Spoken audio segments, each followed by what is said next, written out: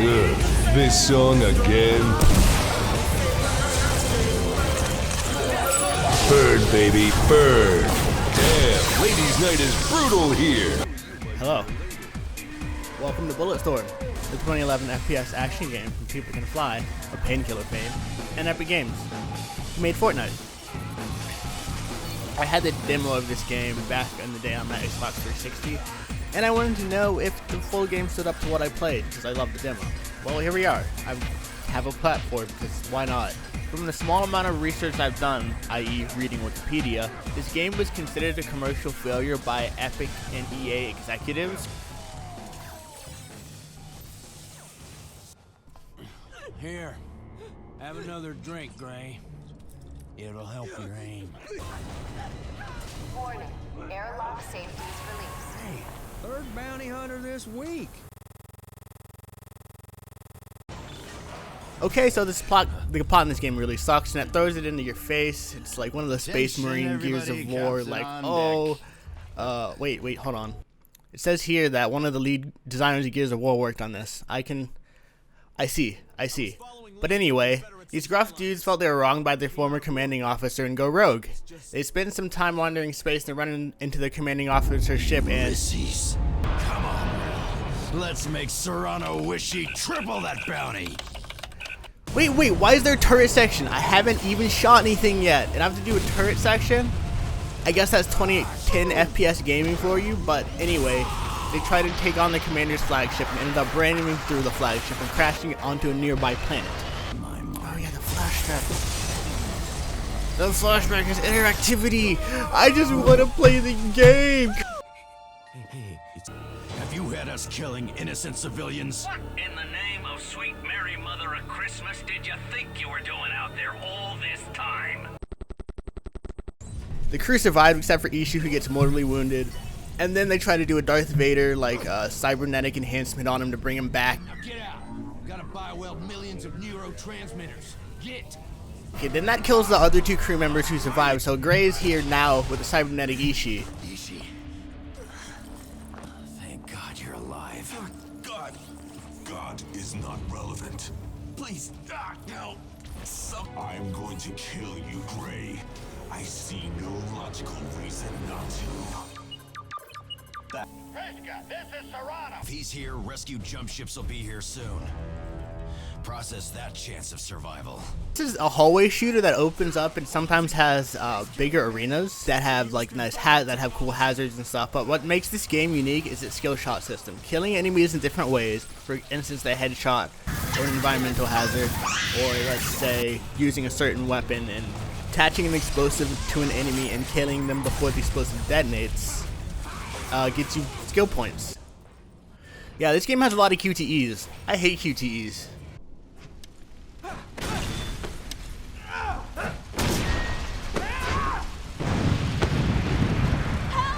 Please! Someone! I'm going to die! These skill points are your currency for the game. You spend them at drop points, for ammo and upgrades. Each weapon has a charged secondary fire that amps up or modifies the effects of your weapon. For example, the assault rifle gains an incendiary shot that burns through mooks. Check this out. He is mega charged with elite Confederate weaponry. Looks mega charged with a dozen buckets of fried chicken.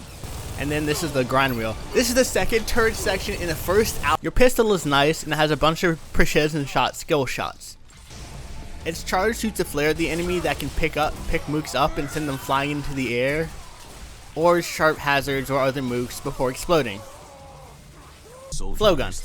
You get a gun that shoots two grenades attached to each other like a flail, and you can trigger the explosives after it's shot. The flail can wrap around enemies and restrict their movement as well as chop limbs of enemies off. And there's a skill shot for both of those. Now to introduce you to one of the other two characters in this game, but you don't actually get to meet her yet. Go fuck yourself! You shitpiles give chase, I will kill your dicks! What? Thanks, Bulletstorm. I do not see the purpose of this. Here's a shotgun. Not good.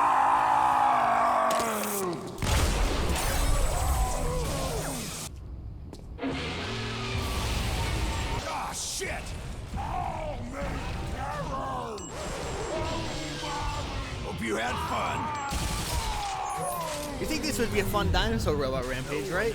Wrong. This is actually just a turret section in disguise. Finally, now you get your sniper rifle. A regular fire shoots a bullet, but when the bullet's in the air, you get bullet time, so you can steer the bullet to follow your enemies. I love this gun. This is one of my favorites.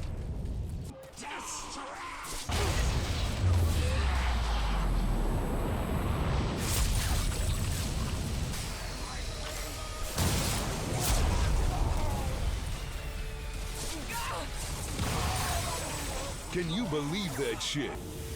But now we finally get to meet our damsel in distress after fighting through another horde of enemies in an arena.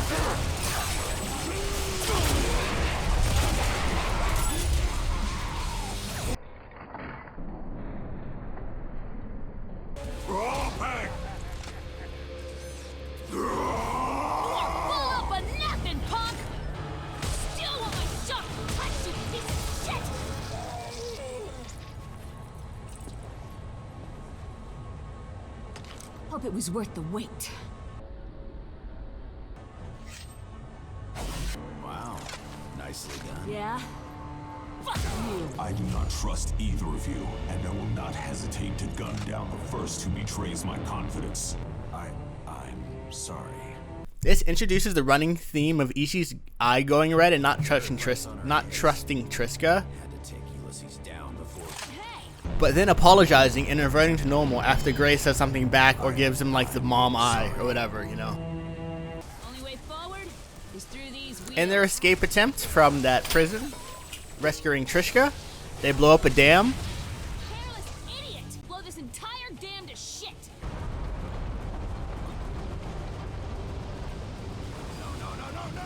They quietly sneak through abandoned, infested city. As long as you do it quiet.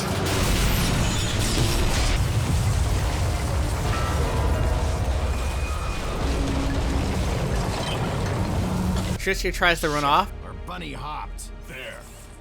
Not going to cooperate. I have no reason to allow you to live. Damn it! Stand aside. Nice friend. Ishii gets captured by a living plant.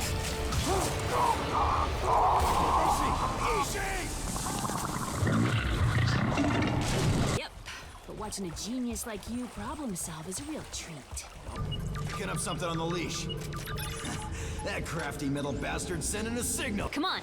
Must be taking him to its nest. Oh, What the?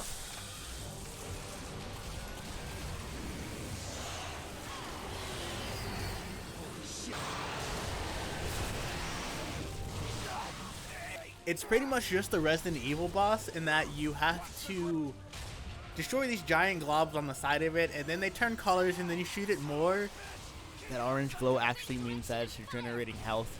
And then it goes on the ceiling, and then you shoot it more, and then the globs turn into worms, and then you shoot those. And then it goes back on the ceiling, and it has a giant orange weak spot, and then you have to shoot it again, and then it dies, you know? It's kind of not that eventful, if I'm gonna be honest. Spoilers, it's the only boss in the game. For whatever reason, I don't fucking know. And this is the demo level, I remember this.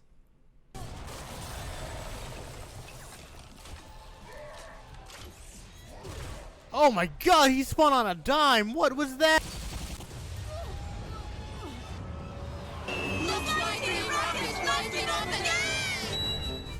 I wish they had drop kits like in this game, like secret supplier points.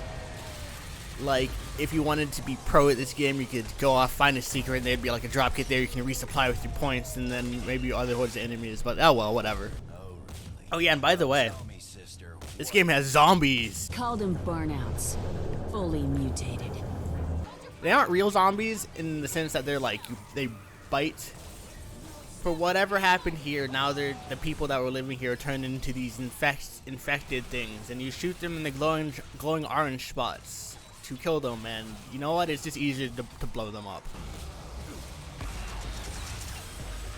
excellent soldiering.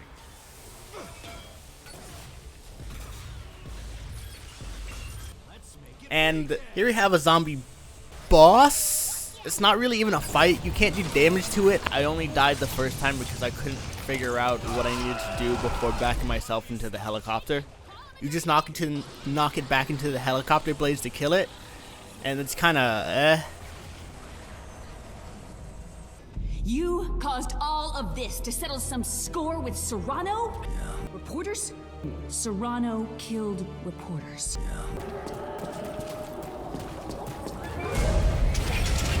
Hey, Trishka, another one of your boyfriends at the door. Asshat.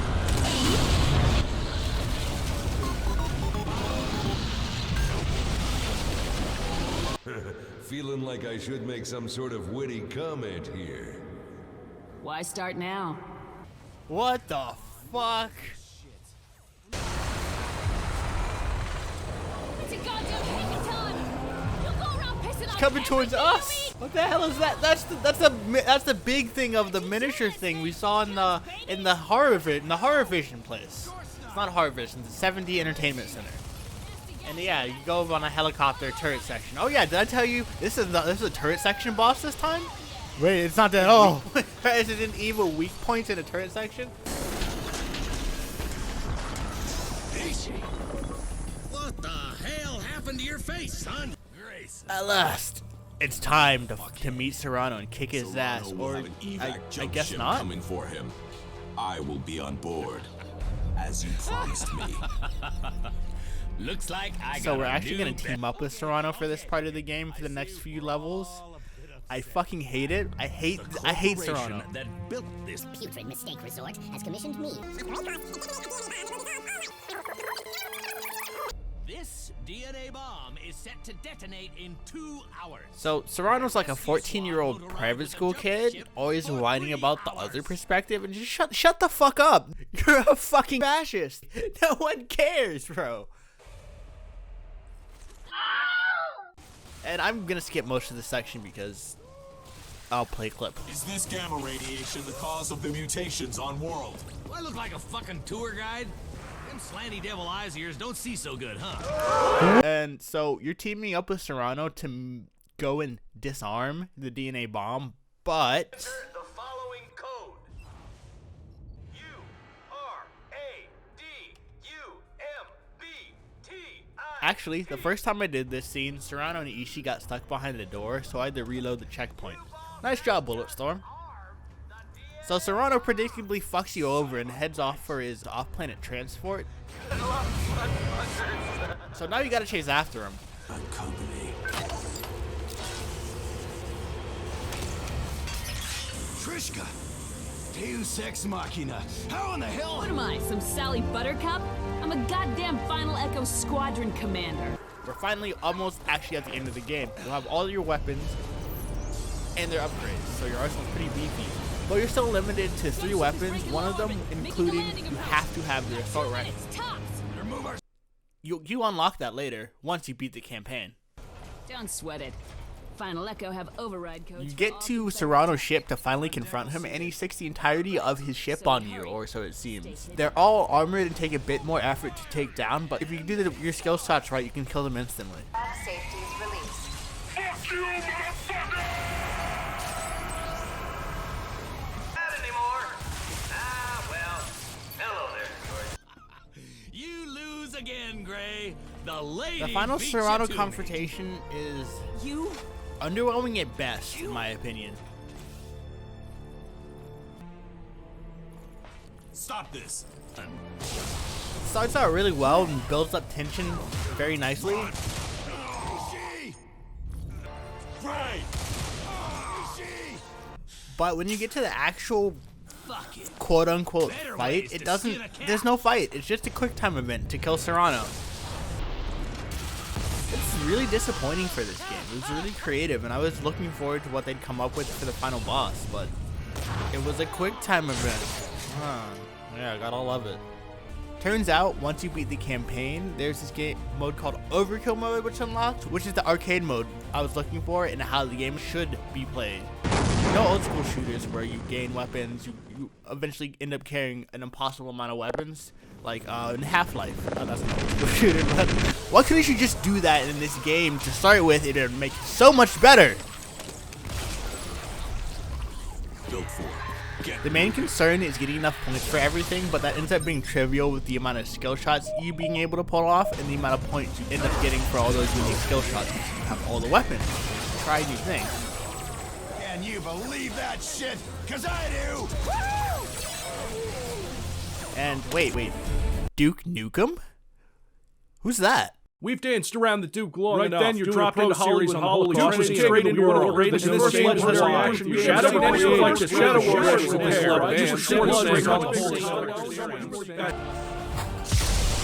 It's time to kick ass and chew bubble gum. But I don't even know where I am. Ah, now this feels just right. This game is no longer taking itself seriously, and it's gotten honestly significantly better for it. They even got John St. John on board for this. Man-eaters' tongues are strong enough to bring down a copter? Two of you might be related.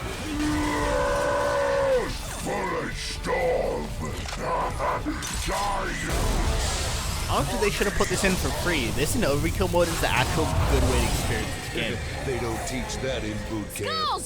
The way this Duke Nukem DLC works is they just slotted it in Duke and had John St. John just read the lines and improv and stuff and gave him a case of beer apparently. So it's pretty nice, honestly. The game also has a multiplayer mode, but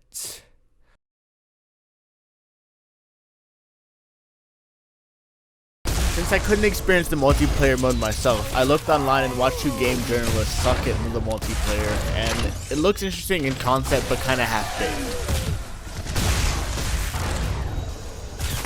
Put them together and go boom, boom, boom, man!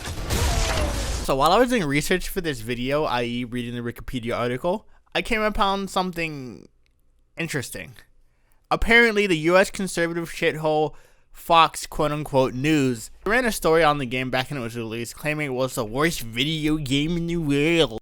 From the article, the in-game award system called Skill Shots ties the ugly, graphic violence into explicit sex acts. I didn't know being topless itself was a sex act. Man, these people must hate beaches. I really started to love this game once everything got going. I just wish they didn't limit your weapons for the campaign. Like, please. It definitely shares a lot of flaws that a lot of games of its time had, like the quick time events, the generic Space Marine thing, the linear levels, zombies for no reason, being overly serious. But I could definitely see potential in a refined version of this game's formula if there were to ever be a successor. I mostly played games like Halo, which I love, online Call of Duty, which I hate. So this game definitely would have drawn me in, and I would have played it a lot had I bought the full version. If you like what you see here, I recommend grabbing it during a Steam sale or some such so you can get the DLC. So you have the Duke Nukem around, and it's not a over-serious, gruff adventure. Whoa. I'm getting us out of here. Warping to a dark matter field. Try and lay low until... Not going anywhere. Running is for pussies. Should have stayed in bed, shit-eater. Christmas came early, kiddos. And my boots got a bow on it. You're going down.